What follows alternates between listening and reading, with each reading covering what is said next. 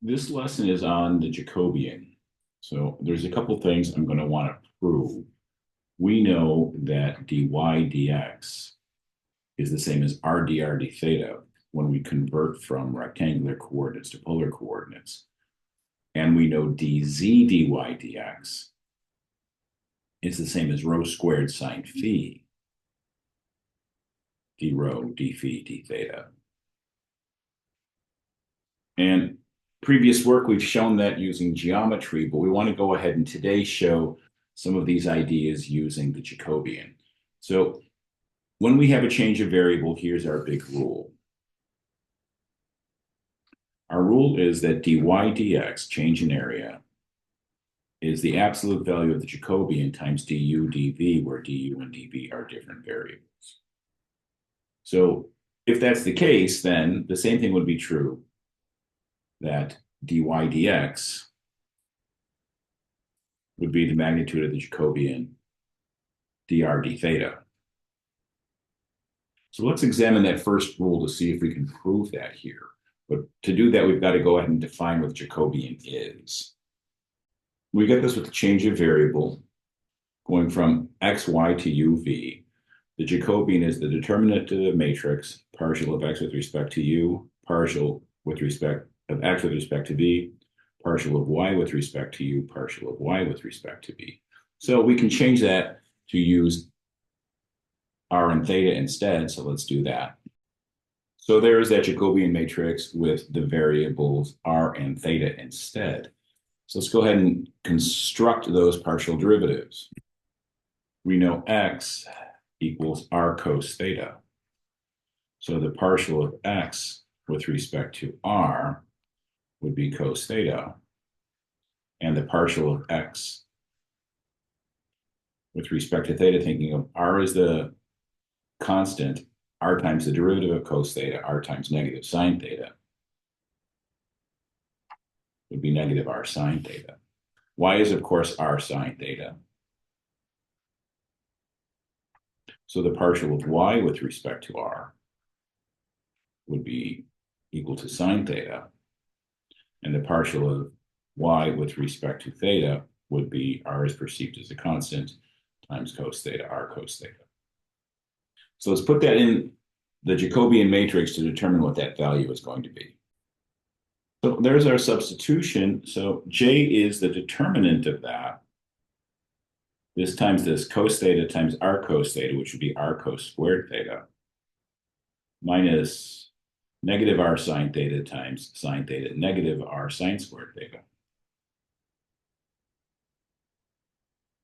So we get J as r cos squared theta plus r sine squared theta.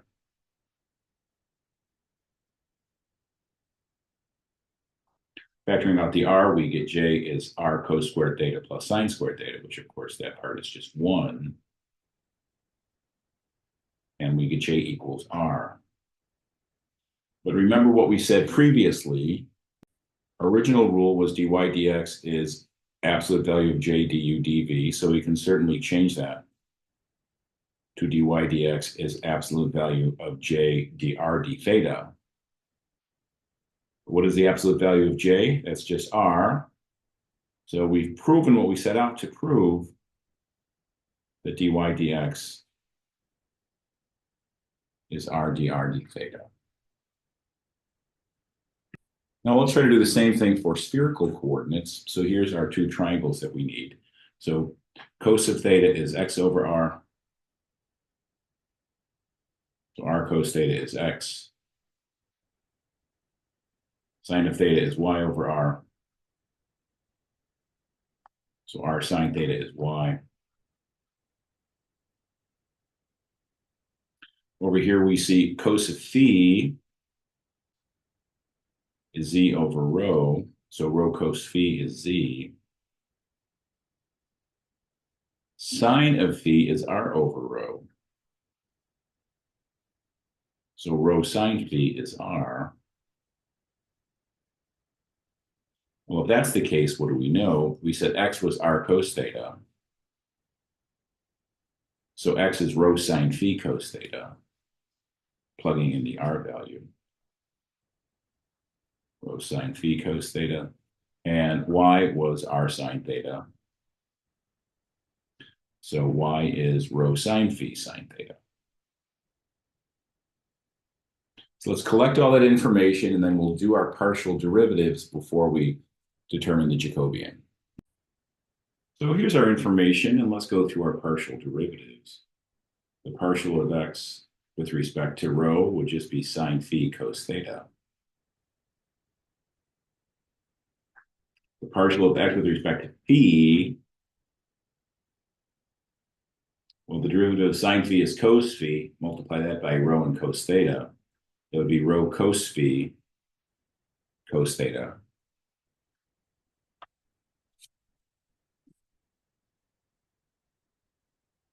And the partial of x with respect to theta would be what? The derivative of cos theta is minus sine theta. So minus rho sine phi sine theta.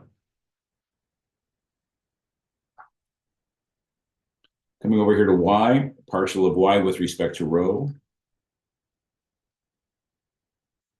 would be sine phi sine theta. Partial of y with respect to phi, derivative of sine phi is cos phi, so rho cos phi sine theta. And the partial of y with respect to theta, derivative of sine theta is cos theta, rho sine phi cos theta.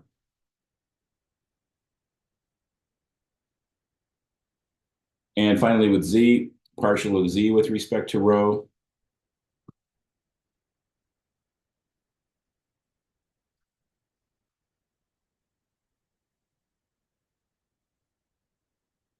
is cos phi, partial of z with respect to phi.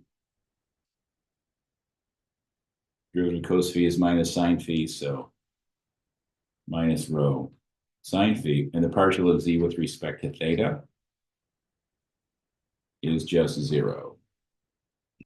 So here is our formula for the Jacobian. So we'll need to plug all of those values in and then evaluate that 3×3 determinant in the usual way. So there's my matrix. It will certainly be some work to evaluate that. Don't forget that across the top it goes plus, minus, plus. So let's work on some of that analysis. Looking at the first piece, plus sine phi cos theta. Cross out the row in the column and you see rho cos phi sine theta, rho sine phi cos theta, negative rho sine phi 0. Now we'll move to the next piece. So here's our second piece, minus rho cos phi cos theta, sine phi sine theta cos phi going down the first column, rho sine phi cos theta going down the third column.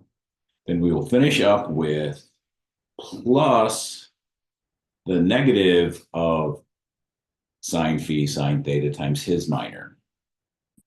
So what do we see there again? Plus negative rho sine phi sine theta in that third slot. And then you'll see what we have there. We have sine phi sine theta cos phi.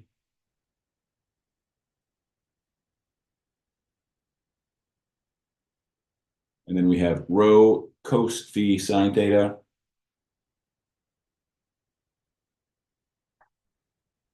And negative rho sine phi. And it's time to evaluate all of these determinants. So looking at the first piece, this times this is 0 minus negative rho squared sine squared phi cos theta. In the next piece here, you'll notice negative cos phi cos theta, 0 first minus rho sine phi cos theta cos phi. Last one's a little tricky here. What do we have? We have negative rho sine phi, so sine squared phi, sine theta, minus rho cos squared phi, sine theta. So now it's time to simplify this.